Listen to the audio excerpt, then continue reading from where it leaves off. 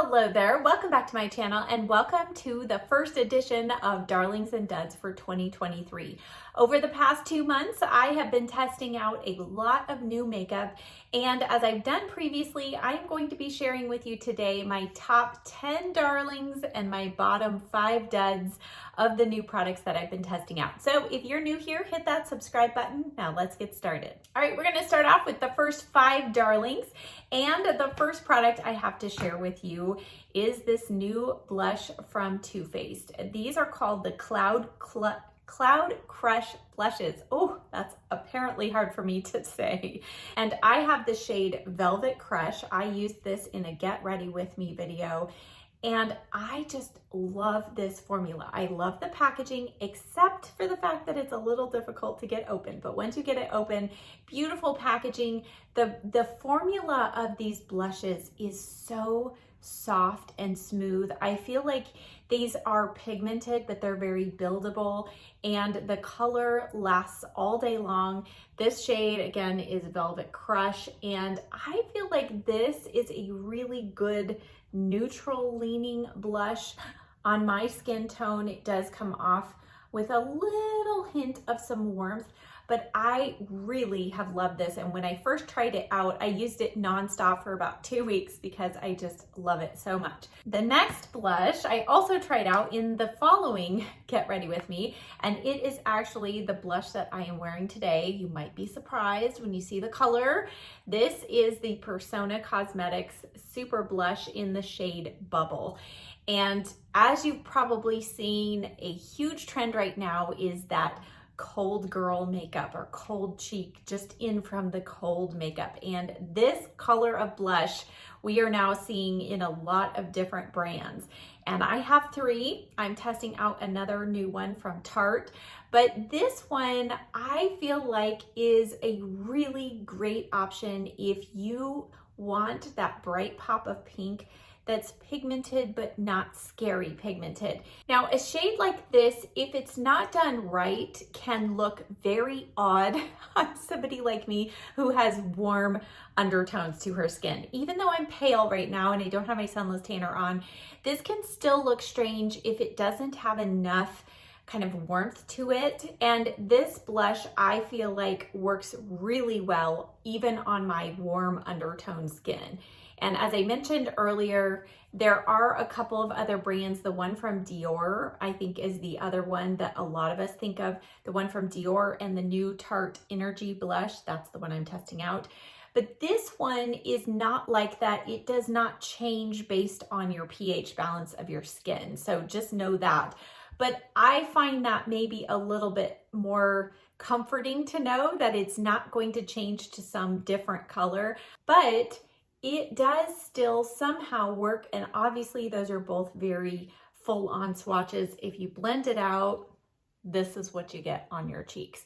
So very buildable, very soft. I love the formula of the Persona blushes, and this color I think is going to be really super fun even as we go into the spring and early summer. The next cheek product that I am also wearing as my contour is the Tarte Sculpt Tape Contour. Wow, they make these so hard to say. I have the shade Cool Bronze. This comes in 5 different shades, and this has one of those sponge applicators, which really isn't my favorite packaging, but it is the packaging that Charlotte Tilbury kind of started and made popular. And so what you do is you unlock the top and then you squeeze out the product. And what I like to do is actually just squeeze it out until you can see the product. Then you want to lock it back in place, and then you can go directly on your cheeks. I have done that. I've also gone from the back of my hand. If you're worried about your foundation shifting underneath, you can apply it to your back of your hand and go from the back of your hand to your cheek. That is a good option, but I have not found this to move my foundation or to lessen the coverage in the contour area. Again, this is the shade Cool Bronze. This is the lightest of the 5 shades. I feel like this for me is a really fantastic contour shade, thus the whole concept of contour. I personally don't like to use a warm color as a contour because I feel like that's when it can really look muddy and it just looks fake. So I like more of a sculpted look that you can't really tell that I did it, but I really did. Carved out my cheekbones and it just blends in seamlessly. Overall, I definitely recommend this and I think it's easy to use and a little goes a long way. The final face darling for these 2 months is the NYX Mineral Matte Finishing Powder. This I think has been around for a while and I just recently picked it up after seeing Angie Hot and Flashy using it and I thought, you know, I really need to try that out. I picked this up in the shade light medium. It does come in, I think, a medium deep option as well. So it is not a translucent powder.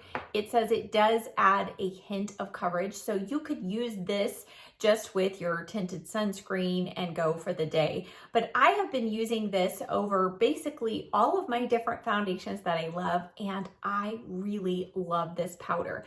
It is super soft and silky.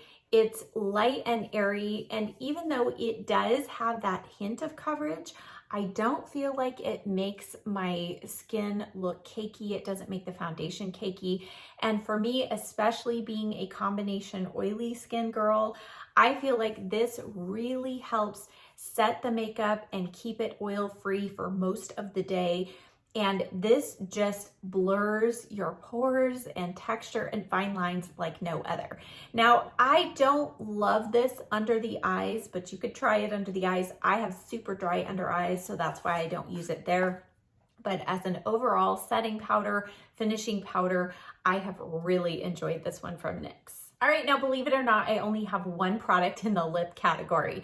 Apparently, I wasn't trying a lot of lip products, but the one I chose to share with you today is this ceramide lip silk from the brand Sochi. I did feature this in Get Ready With Me or a makeup tutorial, and I love, first of all, the packaging is very chic, weighty. It's refillable, which I think is really great. So you don't have to buy the whole lipstick every time. You can just buy refills. And this particular shade, I have it swatched here, is Just Right. The company did send me 3 and I've just gotten stuck on this one right now.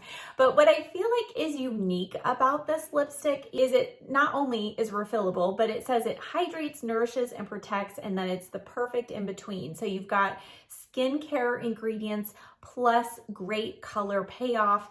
And I don't feel like this bleeds past the lip lines. I feel like it does wear well. It's not going to stay on through eating and all of that because it's not that type of lip product.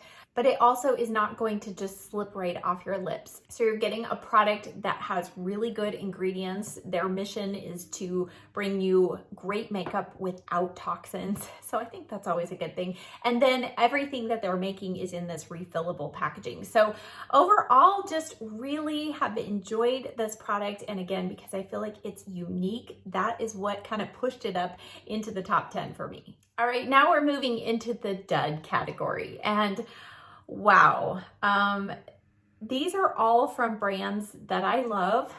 And so when I was trying to determine what I felt like was in the bottom of the duds that I tried out, I feel like these products, while they're not completely unusable or the worst products, except for one that I've ever used, I just was so let down. I think my expectations were so high for each one of these products because they are from all the brands that I love, that that's what really, I think, put them at the bottom for me. Okay, let's start off. The first one I mentioned in my Get Ready With Me video, and I didn't try it on for you because I already told you I had made up my mind, and it is the Nars Soft Matte Advanced Perfecting Powder. I have the shade Cove, and okay, the good things about this, it's very soft, silky smooth.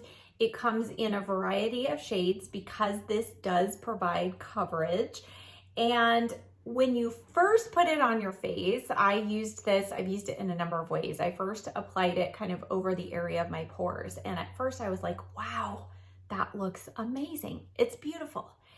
And by the time I got done with my makeup, my pores were already kind of coming through, being visible. So over the course of several tries of this powder, not only did I feel like that filtered effect faded, but this is supposed to keep your face perfected, keep you matte and shine free for all day.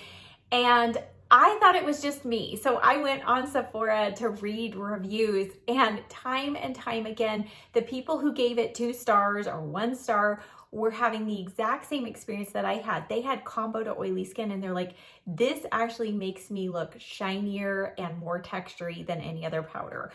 And that has been my experience. You may have a different experience, great. But for me, this just did not perfect my skin long term. Again, it looked good for the first initial application, but after that, it just was not pretty. So this sadly did not work out for me. All right, this next product is also a complexion product. And again, a brand that I love, and they had one of my favorite foundations. I'm talking about the KVD True Portrait Foundation. As many of you might know, this was in my top 5. I love this foundation. I stocked up on it when I found out that they were discontinuing it. So when I heard that they were coming out with the Good Apple Serum Foundation, which was meant for more combination to oily skin types, and it said that it is lightweight, all day wear, transfer resistant, and then they put the really good ingredients in it. I thought, okay, maybe they have just made the True Portrait Foundation better. No, sadly, no. I used this several days in a row with multiple combinations, with a primer, without, with a setting spray, without, over sunscreen, over plain skin, and truly my favorite way that it looked was on my skin with no sunscreen underneath. And for me, my lifestyle, it's very rare that I just need to put on makeup at night for some special event. Most of the time, I need my makeup to be usable over sunscreen. So while I could get this to look good for a couple of hours without sunscreen, I just did not like how it looked over sunscreen. I didn't like how it looked during the day. I felt like this is just one of those formulas that it made my face on the one hand look very shiny, but then on the other hand, it would kind of look almost dry, like it was kind of separating and looking dry. It wore off. It started off transfer resistant for maybe a couple hours, and then after that, I could just touch my nose and it would just come off. So for all of those many reasons, and again, just a big letdown, this is going in my bottom 5 duds. Okay. Bare Minerals recently came out with a bunch of new primers, including a new eyeshadow primer. I was so excited to get my hands on this. Bare Minerals, way back when, was one of the first brands to actually do an eyeshadow primer, and it was fabulous. They went through several different reiterations, discontinued that one, did a few, and then they didn't have one for a while. So I was really excited when I saw that they were doing this Primetime eyeshadow extender, and I do always love the ingredients that Bare Minerals puts in, so I was really excited to try it. The packaging is fine for me. I think it makes it easy to apply eyeshadow. It has a doe foot applicator, nice and flat, but there are 3 things wrong with this one. First of all, the formula is completely clear, which you might think is a really good thing, but the problem is it's so clear you can't even really tell where you've applied it. And so I feel like I'm constantly going, did I get my eyelid fully covered? The second problem is the wear. It did not work well at all for me. I had creasing big time in the outer corners of my eyes within a couple of hours. I felt like my eyeshadow got muddy very quickly, and I used this with really good eyeshadows like Natasha Denona, and by the end of the day, they were wearing off. So I didn't feel like it had the priming hold power. I do have very oily eyelids, but I do have many other primers that work much better than this. The third and probably equally disappointing fact about this is, do you see this? Now it might be hard to tell how small this tube is. But let me show you compared to the Nars eyeshadow base. It is half the size of the Nars eyeshadow base, and it's not half the price. The amount in here is 0.1 fluid ounces. I could not believe that. And this is like $24. I'll put across the screen if that's incorrect, but I believe it's $24. So they lessened the amount of product and increased the price, and it doesn't work. So that therefore qualifies to be in the bottom 5. All right, this next product, it pains me, like really pains me to say that this is a dud, because I highly, highly respect Lisa Eldridge, and I think she is an all-time best makeup artist out there. I think she is incredible, and I have used and loved a number of her products. I love her highlighter, her liquid highlighter. I love her lipsticks. And so I was really excited when she launched eyeshadows, and I purchased the Myth eyeshadow palette. The packaging is so luxurious.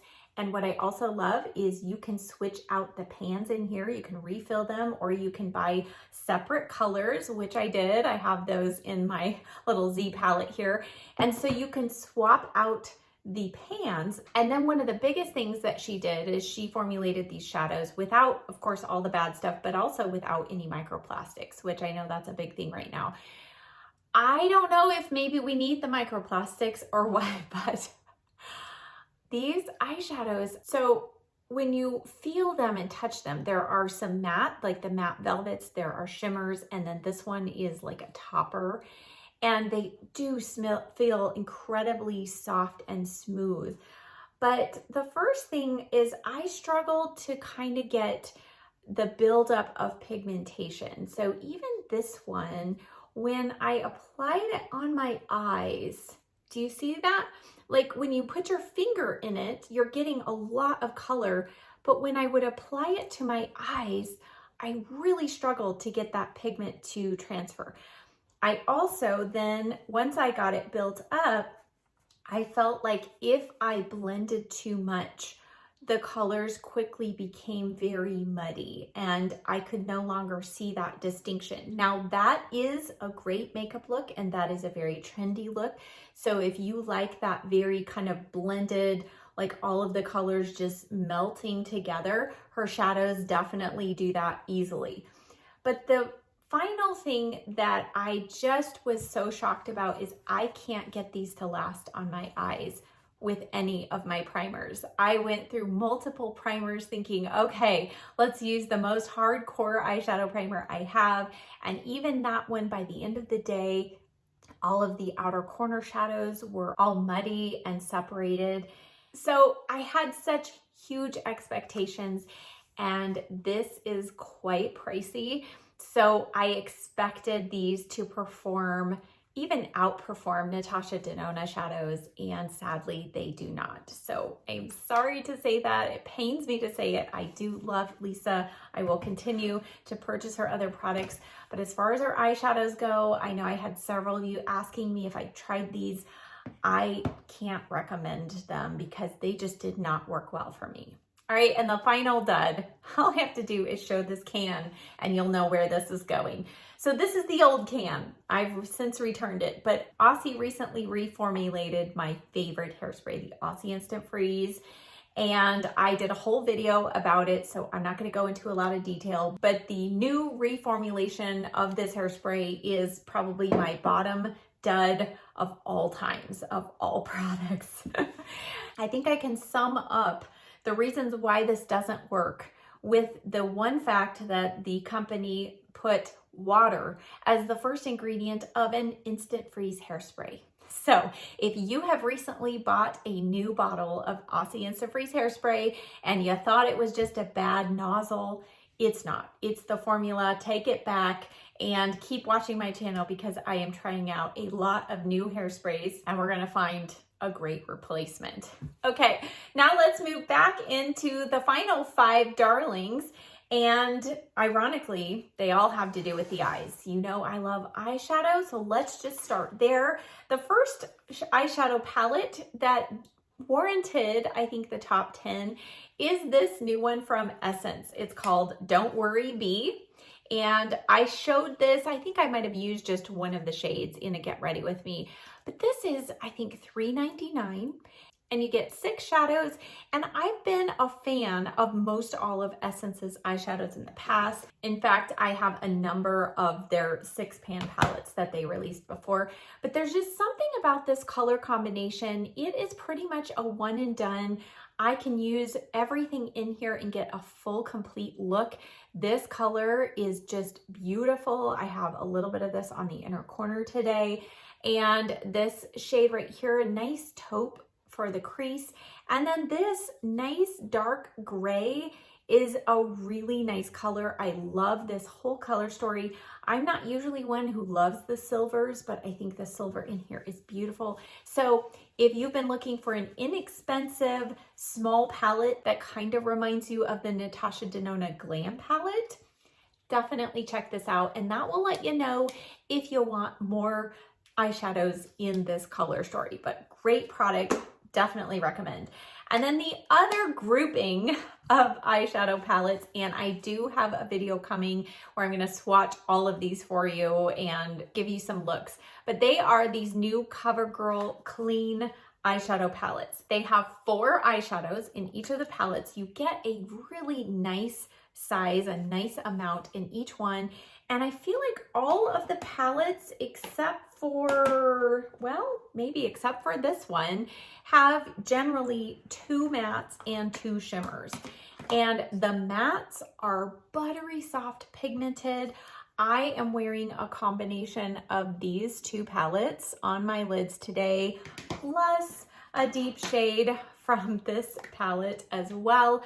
I have 5 of them. Probably my top most used ones right now so far have been this one, which is Shimmering Beige. And what I love about this one, you know, I love a good inner corner highlight, but this is just that really easy, light, everyday look. You've got 3 different shimmer options, and in each palette, there's one, like in here, it's this one, that is a little more like almost a topper, but it has more pigment than your traditional topper. But there are different formulations of the shimmer shadows. But like in this one, these 2 are very buttery and more metallic-y. And then this is this beautiful, just neutral camel shade, great for every day. This next one is one that was one of the first ones that I purchased. And to me, it reminds me of the Charlotte Tilbury Pillow Talk quad. I haven't swatched those side by side, but I'm planning to. This one is called Dreamy Pink. And this one definitely has the 2 matte shades.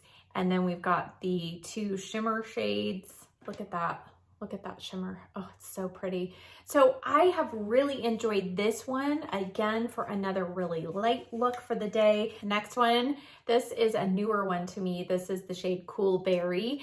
And this, again, is kind of what I have a little bit in the outer corner. I do feel like there are some maybe close overlap between the palettes, so be aware of that. This other one, which I said I'm wearing mostly, this is mostly what's on my eyes today, is beautiful. Check this one out. I mean, oh, so pretty. And this shade, these 2 shades combined in the crease, these 2 mattes are gorgeous. And then here is that shimmer pink right there. And then the last one I have is Candlelit Burgundy, which, by the way, took me 3 tries to get one that was not broken or shattered. So my tip for you, if you can buy these in the store, do it. For whatever reason, Ulta sends these just loose in the box, and this shade kept getting shattered every time it would come. And with that, Ulta is the most expensive place that you find these. So I ended up buying a couple from Target, and they were like $4 cheaper. So depending on where you buy them, they can be a little pricey, but if you can get them around the $10 mark, I think these are well worth the money. There are a couple of other options, so check those out. Now the next product is mascara, and I am trying out several. I tried the Milani Extensions mascara, and I like that, But this mascara from Gen C made it into the top 10 because I don't know, it just does something different to my lashes. It gives a lot of volume. Now I am wearing something else, but as you can see on the inner part, I feel like this mascara really adds nice fluffy volume.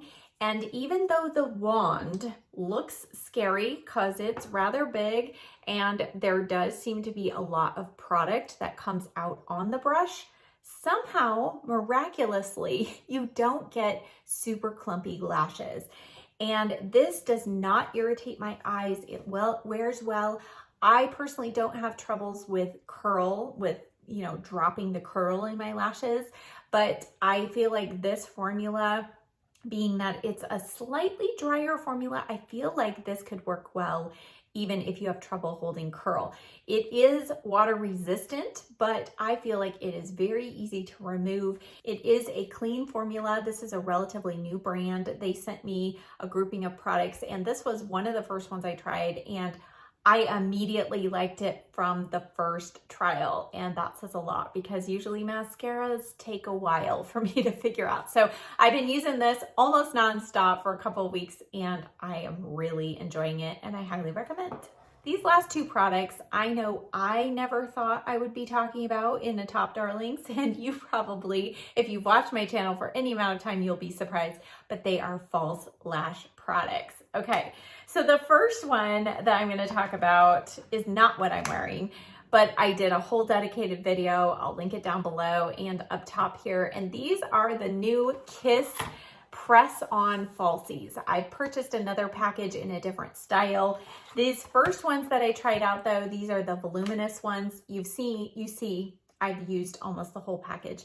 I think these are just a great genius product. Now the lash applicator tool, that is useless. So you can just put that right into the trash. You're gonna need to use regular tweezers, or you can even apply them with your fingers. But if you are like me and you've been intimidated by the whole concept of applying lash glue, and you don't necessarily want to wear a full strip of lashes or even a half strip of lashes, these are a great option. Now, I personally apply these after mascara because I have blonde lashes and I don't want to apply them all the way across my lash line. So with these, you can just apply one grouping or two, or you can go all the way across if you want. The only thing, these are not reusable, so it's kind of a one and done type of thing. So that's why I feel like economically, I only want to use probably two. So check out my video. It's kind of a fun one. You could see my first time applying, but I've heard from several of you that have used these and worn them to weddings, through crying, through rain, through all of that, and these have lasted well for you too. And I find these overall very comfortable. With my contact lenses, I wear hard contacts, so I feel them a little bit more because you apply them to the underside of your lashes. So I feel them a little bit more than your typical person, but I still find these so fun and easy to use. So if you've been wanting to venture into the world of false lashes, this is one way that I would recommend trying. Now the other way, and this is my final product today, this is actually what I'm wearing today, and you may have been looking at my lashes going, or my eyes thinking there's something different. I am wearing the new BK Beauty and Risa Does Makeup collaboration of lashes in this set, Martini. These are the half lashes that she did. And I am not a false lash wearer at all. I've tried the magnetic lashes. I've wanted to jump on this train because false lashes are a great solution if you have hooded eyes. But I have just really struggled with the application. And because I have kind of naturally longer lashes anyway, I just feel sometimes like it's too much. Now this is what I would say is drama for me. Now BK Beauty so graciously sent these and the other 3 styles of her lashes, and I'm testing those out. But these are the easiest to apply. And this is coming from a girl who does not apply false lashes. They still take me a couple of tries to get them on properly, but I'm learning, and I just feel like these are so comfortable. I don't feel them at all. And the first time I wore them, I almost forgot that I had them on at the end of the day. I thought, oh, I got to take off some lashes here first. So they're very comfortable. And if you are just starting out in the false lash world and you want ones that are reusable, she says you can reuse these up to 10 times or more.